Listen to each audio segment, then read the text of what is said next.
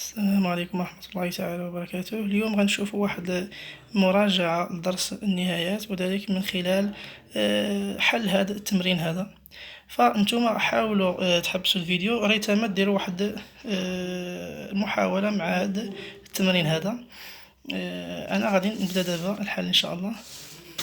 اذا اول شيء غنبداو بهذه النهاية الاولى. نهاية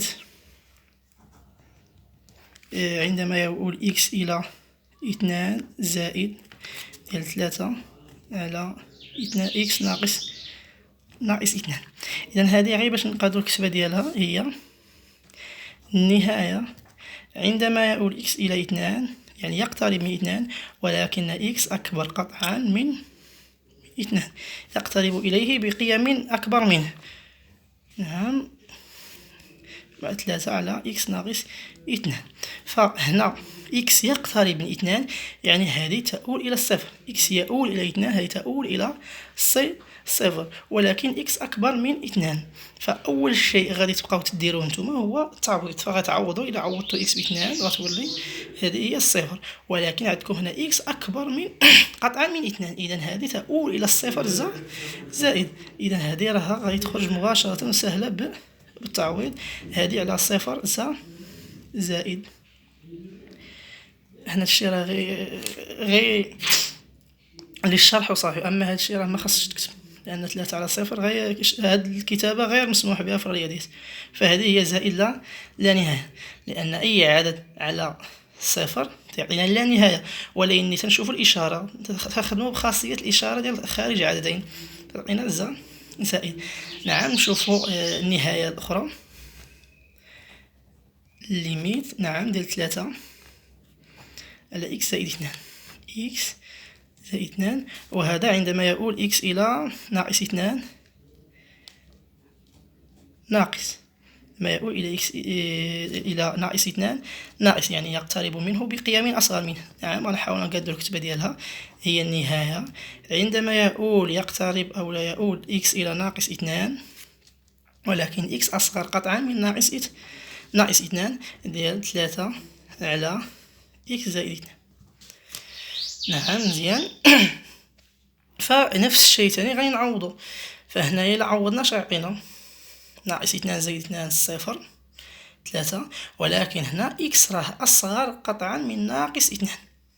فمثلا إلا وضعت هنايا كشكل توضيحي في الشكل في مستقيم مدرج، فإلا كانت عندي هنا الصفر، هنا ناقص 1، هنا ناقص 2، إكس غيكون هنايا قريب جاي من هنا، هو الإكس جاي تيقترب من هاد الجهة. فمني غادي نزيد جوج غتولي هنا إكس زائد 2. ملي غادي نزيد جوج غتولي إكس زائد 2 هنايا. إذا إكس زائد 2 يقترب من الصفر ولكن بقيم أصغر منه. إذا هذه غتساوي 1 على صفر ناقص اللي هي ناقص لا نهاية. هادو راكم شفتوهم من خلال درس فقرة ديال العمليات على النهايات في السنة الأولى. نعم، اولا نديرو طريقه اخرى نشوفوها بطريقه الثانيه. هاد الليميت هادي، نعم، إكس يؤول إلى ناقص 2، نعم، بقيم أصغر منه ديال العدد 3 على إكس زائد 2. هذه تساوي، نعم، نفس النهاية، إكس يؤول إلى ناقص 2 ولكن بقيم أصغر منه. نعم، شوف هذه كي غنكتبها، غنحاول نبين هاد ناقص 2 هنايا في هاد التعبير هذا، غتولي هي إكس ناقص 2. نعم، إكس يؤول إلى ناقص 2، يقترب من ناقص 2. إذا هاد التعبير، هاد الفرق يؤول إلى صفر، ولكن إكس راه أصغر من ناقص 2. إذا هاد الفرق سالب، يؤول إلى الصفر ولكنه أصغر، وهو عدد سالب. إذا تساوي 1 على صفر ناقص، نعم، اللي هي ناقص لا نهاية. نعم، مزيان. نحاول نشوف النهاية الثالثة. النهاية عندما يؤول إكس إلى زائد 2 زائد النهاية عندما يؤول إكس إلى 2 زائد هاد التعبير هذا 3 على إكس زائد 2. 3 على إكس زائد 2. نعم يساوي. إذا هذه كتعني أن إكس يقترب من 2 يؤول إلى 2 إلى 2 ولكن إكس أكبر من 2 قطعا من 2. 3 على هنا عندنا ناقص إكس. نعم عندنا ناقص إكس. نعم غنعوض هنا ناقص إكس وهنا غنديرو ناقص إكس. غادي نحاول هنا بلا ما هاد الناقص ما غنبيناش، غنحاول غير نعمل بها وغادي يبان لنا التعبير كي غادي يكون. اذا نعمل بالناقص غتبقى زائد هنا إكس ناقص 2. نعم لاحظوا معايا هنا في هذا التعبير هذا إكس يؤول إلى 2 يقترب من 2. هذا العدد هذا يؤول إلى الصفر ولكنه إكس أكبر من 2 إذا يؤول إلى الصفر زائد ولكن عندنا ناقص هنا. إذا غتولي هي 1 على ناقص صفر ناقص زائد لأن إكس أكبر من 2 هي 1 على صفر ناقص اللي هي ناقص ناقص ثانية هي راه نفس هاد النهاية يعني. نعم مزيان. نشوفوا المثال الآخر. مثال الثالث. نعم ليميت عندما يؤول إكس إلى 3 إكس يؤول إلى 3 لإكس أس 2 ناقص 9 على إكس ناقص 3. نعم هذا المثال هذا نعم يساوي الليميت عندما يؤول إكس إلى 3. فهنايا أول شيء قلت لكم غنديرو هو التعويض. إكس أس 2 ناقص إكس غنعوضوها بثلاثة غتولي إكس أس 2 هي 9 ناقص 9 صفر وهنايا 3 ناقص 3 صفر. إذا الشكل غير محدد. فالشكل غير محدد لاحظوا معايا هنا هذه دالة جذرية لما تيكون المقام والبسط البسط والمقام تينعدموا في هذا العدد هذا فراه تيكونوا بجوج قابل للقسمة على هاد إكس ناقص هاد العدد. نعم مزيان. هنا راه واضح راه ساهل التعميل لهاد العدد هذا إكس أس 2 ناقص 9 اللي هي إكس ناقص 3 أس 2. إذا هي إكس ناقص 3 عامل إكس زائد 3 على إكس ناقص 3. وهنا غادي نختزلو بهذا العدد هذا بهذا التعبير هذا وغتبقى لنا هي الليميت النهاية عندما يؤول إكس إلى 3 هي إكس زائد 3. نعوضو بإكس لأن دالة حدودية فيكفي أنك تعوض الإكس بهذا العدد هذا فتعطينا هنا نعم 3 زائد 3 هي 6. هنا كملاحظة إلا شفتو كنتو درتو درس الاشتقاق فهذه إكس أس 2 نعتبروها هي الدالة ديالنا إف. فهذه هي إف لإكس ناقص إف ل3 يعني 3 أس 2 على إكس ناقص 3. فهذه هي المشتقة ديال هاد الدالة هذه إكس أس 2 في العدد 3. عارفين المشتقة ديال إكس أس 2 هي 2 إكس وعوضوا إكس ب3 هي 6. نعم مزيان. نشوفوا هاد النهاية هذه. نعم إكس على جذر إكس ناقص 2. نعم عندما يؤول إكس يؤول إلى 4 ناقص. نعم يقترب من إكس ولكنه بقيم أصغر منه.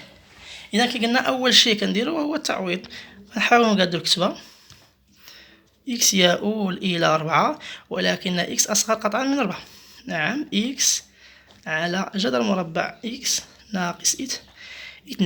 نعم أول شيء غادي نعوضو هنايا الفوق غنعوضو إكس ب4 مزيان ما تينعدمش. إذا تيبقى لنا هنا إلا انعدم هاد العدد غنشوفو واش صفر موجب ولا صفر سالب. إلا ما انعدمش فقط فهو تعويض مباشر. فإلا عوضنا إكس ب4 عطينا 2 ناقص 2 صفر. نعم مزيان. ولكن تيبقى خاصنا نشوف واش صفر موجب أو لا صفر سالب. نعم لاحظوا معايا هنا إكس أصغر من 4 قطعا من 4.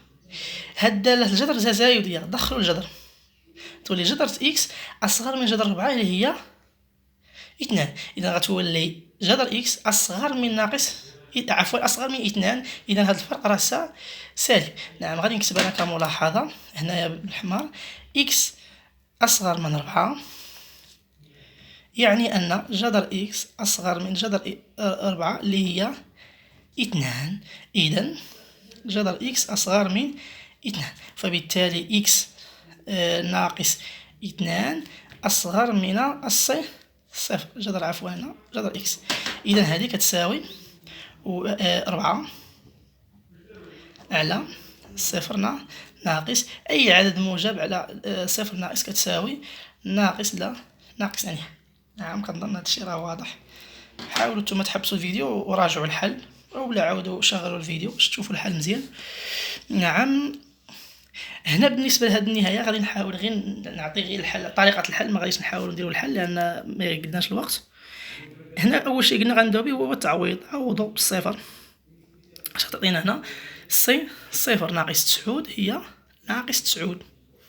عوضوا هنا بالصفر تعطينا صفر. مزيان. اذا نعقلوا على هنا ناقص 9 وهنا هي الصفر، وهنا قعدنا 1 على صفر، ولكن صفر زائد. اذا تعطينا هذه زائد لا نهايه مع الناقص تعطينا ناقص لا نهايه. ناقص لا نهايه مضروبه في ناقص 9 اللي هي زائد لا نهايه، اللي غتصيبوها زائد لا نهايه. نعم مزيان. نشوفوا هاد ديال الحدوديه ضروري نديرو لان في خاصيه خصنا نتذكروها.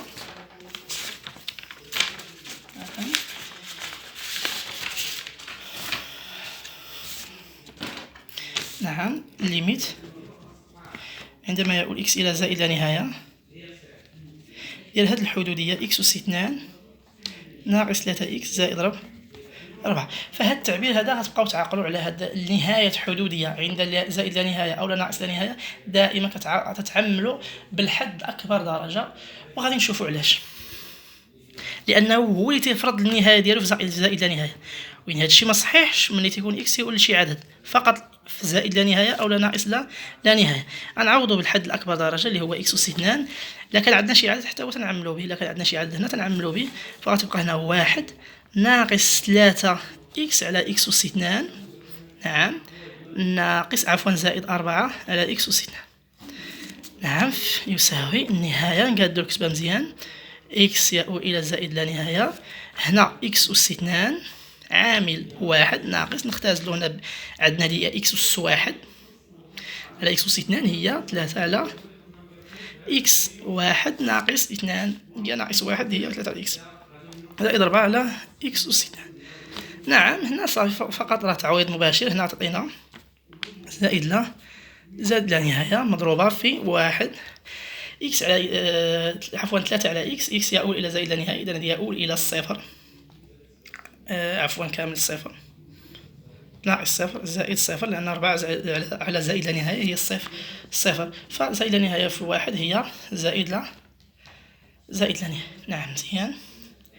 نشوفوا التعبير الآخر أو النهاية الأخرى، فهي نهاية دالة جذرية بنفس الطريقة، فهي كتساوي نهاية خارج الحدين الأكبر درجة. تساوي نهاية خارج الحدين الأكبر درجة. نحاول نكتب التعبير في زائد لا نهاية.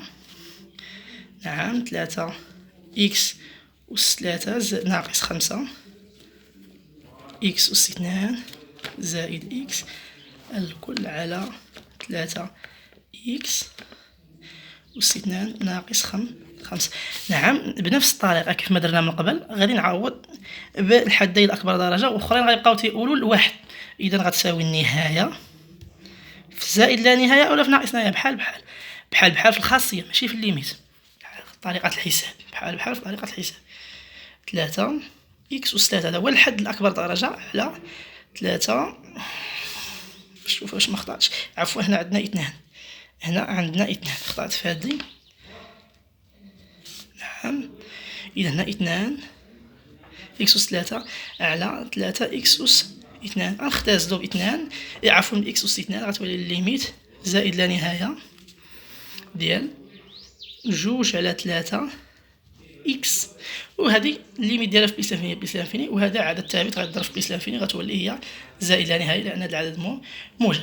بهذا كنكونوا كسالينا هذا التمرين اللي درناه على اساس نديروا مراجعه لبعض الخاصيات حساب النهايات. فالى فيديو اخر ان شاء الله. السلام عليكم ورحمه الله تعالى وبركاته. في الاخير ما تنساوش الاشتراك في القناه باش يوصلكم كل جديد، وكذلك الضغط على زر على الاعجاب اذا عجبكم الفيديو. فالسلام عليكم.